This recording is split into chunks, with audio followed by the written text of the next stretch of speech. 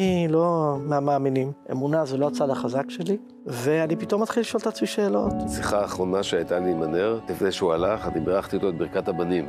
אז אמרתי, יברכך השם משמרך, יאר השם פניו אליך ויחונק, יישא השם פניו אליך וישם לך שלום. שום דבר ממה שאמרתי לא התקיים. חצי יום אחרי. אבל אני לא חושב שהקדוש ברוך הוא עובד אצלי. אני לא חשבתי את זה לפני 7 לאוקטובר, לא חשבתי את זה אחרי 7 לאוקטובר.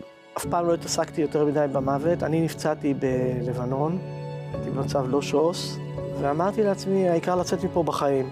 והערכתי מאוד את החיים. אף פעם לא הסיקו אותי שאלות, מה קורה אחרי המוות. קברתי אמא, קברתי אבא, קברתי אח, חולי סרטן, חברים מהצבא, אבל זה לא העסיק אותי. הרבה יותר מעסיק אותי מאז גילי. שאלות גדולות, יש סימנים, אין סימנים, אני לא מהמאמינים. אמונה זה לא הצד החזק שלי, ואני פתאום מתחיל לשאול את עצמי שאלות. היא כן שמעה אותנו, היא יודעת, יש כל מיני, אורנה יותר מאמינה בדברים האלה ממני, ואני מרגיש פתאום קצת יותר מסתכל על דברים אחרת מאשר הסתכלתי.